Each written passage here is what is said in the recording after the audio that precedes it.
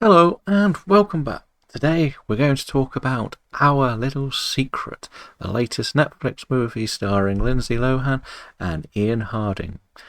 The movie follows two childhood sweethearts, which is Avery and Logan, who are going through everything in life, but life gets in the way and they end up breaking up and going their separate ways. 10 years later, they reunite by accident when their new partners turn out to be siblings and they look to celebrate Christmas with their in-laws.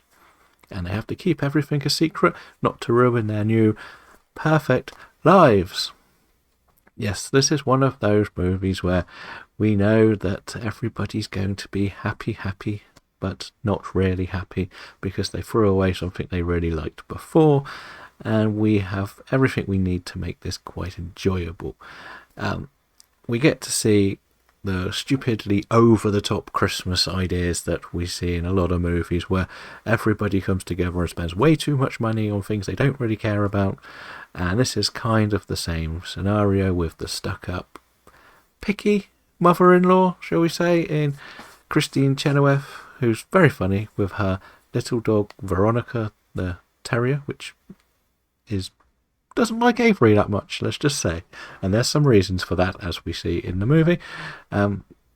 So we get the idea that the new couples are different to what they once were, and things could be better, could be worse, we don't know, blah, blah, blah. It's the generic sort of comedy stuff that we see. Could things be better or worse? Yes, no, maybe.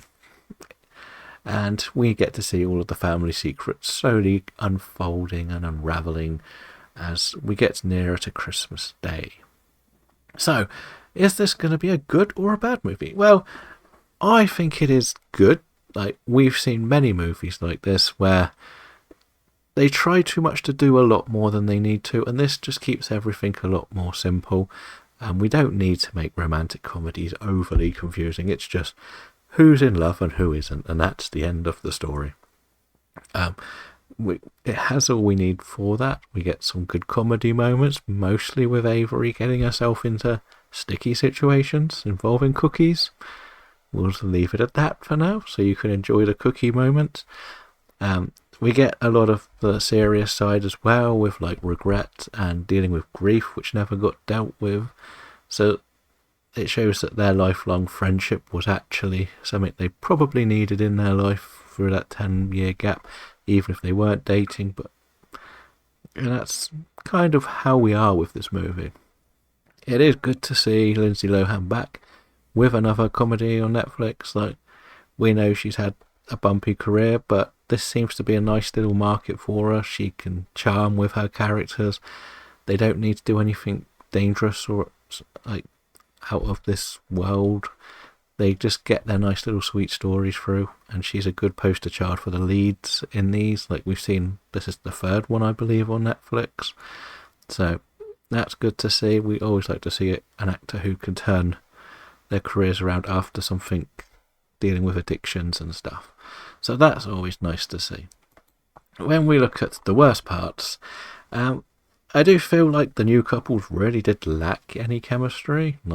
And they made it quite clear early on that they weren't really matched for each other. Like, just the car journeys where they're complete opposites. I don't really understand how they're remotely close to dating. Like, even like what worlds they would have met in the first place. So that struggles. Like, at least with other movies, you can see them be entitled richer people. Like, I always would go back to something like Wedding Crashers. Like, the Rachel McAdams and Bradley Cooper character couple are together because they're wealthy families who see them as a good partnership for their future.